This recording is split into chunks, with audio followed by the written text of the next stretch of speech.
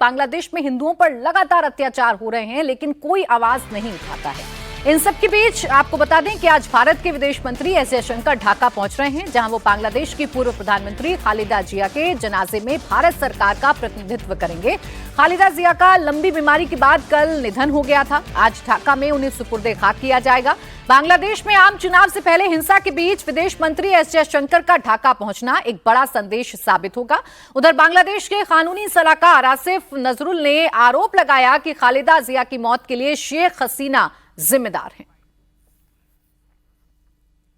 Supreme কোর্টের আপিলের ডিভিশনের রায়ের মধ্যে বারবার বলা হয়েছে যে বেগম জিয়াকে যেই মামলায় সাজা দেওয়া হয়েছে সেটা সম্পূর্ণ রংলি উদ্দেশ্যপ্রণোদিতভাবে জিজ্ঞাসা প্রসূতভাবে ওনাকে সাজা দেওয়া হয়েছিল। ওনাকে জেলখানায় বিভিন্ন সময় যেভাবে নির্যাতন করা হয়েছিল, ওনাকে আমরা হয়তো এত তাড়াতাড়ি হারাতাম না। আমি ব্যক্তিগতভাবে মনে করি বেগম জিয়ার এই মৃত্যুর পিছনে ফ্যাসিস্ট যে প্রধানমন্ত্রী ছিলেন শেখ হাসিনা এবং ওনার যে সরকার আছে অবশ্যই তার দায় রয়েছে। अब देखिए, अंदरूनी पॉलिटिक्स से खालिदा जिया को लेकर लगातार आरोप लगते रहे हैं। शेख हसीना पर आरोप लगते रहे हैं। आरोप ये कि 2018 में जब खालिदा जिया को जेल में डाला गया था, तभी से उनकी तबीयत बिगड़ी थी। उनके वकीलों ने इजाजत मांगी थी कि उनको विदेश लेकर जाया जाए इलाज के लिए, लेकिन ये इजाजत तब बांग्लादेश की तत्कालीन सरकार ने नहीं दी थी। लेकिन आज की खबर जो है अवधेशी, वो ये है कि हमारे विदेश मंत्री एस जयशंकर ऐसे हालातों में, जब बांग्लादेश से हमारे संबंध बहुत मधुर नहीं है, ऐसे हालातों में जब हिंदुओं पर लगातार अत्याचार बढ़ते जा रहे हैं, वो खालिदा जिया के जनाजे में आज शामिल होने जा रहे हैं। इससे क्या बदलेगा, क्या संदेश जाएगा? नहीं, बांग्लादेश से हमारे संबंध मधुर तो छोड़िए, इस समय की परिस्थिति में बांग्लादेश और भारत के बीच का ये देखा जाए तो संबंध है ही नहीं। एक दूसरे के प्रति अविश्वास है। हमारे देश में बांग्लादेश के रवैये से, वहाँ के कट्टरपंथियों के रवैये से गुस्सा है। बांग्लादेश का मानना है कि आपने शेख हसीना को रखा है, जो हमारे यहाँ के लिए जो है क्रिमिनल है, उसको हम सजा दे चुके हैं, आप छोड़ नहीं रहे हैं। तो एक तनावपूर्ण संबंध है।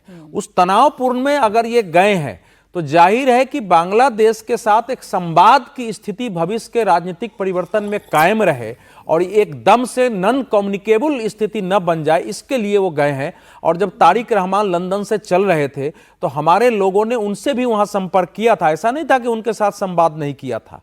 भारत को इसका अनुमान लग गया था और तभी प्रधानमंत्री जी ने, हमारे प्रधानमंत्री नरेंद्र मोदी जी ने, जब खालिदा जिया जी वहां अस्पताल में थी तो उनके सुंदर स्वास्थ्य की कामना करते हुए पोस्ट किया था। तो ये एक कोशिश है।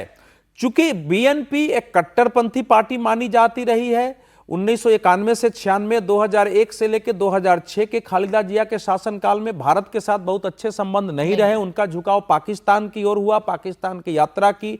हमारे तत्कालीन प्रधानमंत्री डॉक्टर मनमोहन सिंह को सार्क की यात्रा तक रद्द कर दी पड़ी भारत विरोधी बयानों के कारण।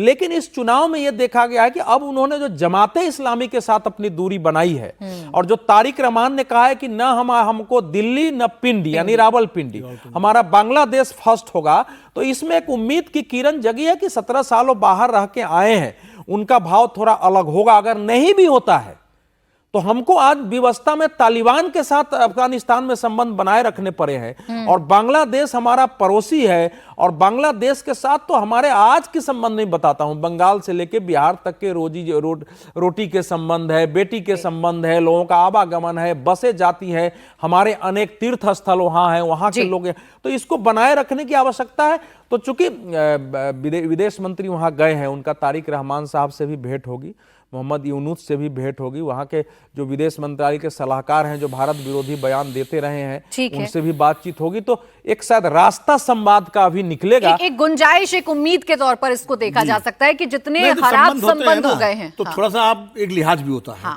आप संवाद कर सकते हैं, घटनाओं में विरोध जता सकते हैं। अब आज क्या होगा, किस तरीके से मुलाकातें होंगी या इस जनाजे में शामिल होने के बाद हालात कितने सुधरेंगे, इस पर तो हमारी नजर बनी रहेगी।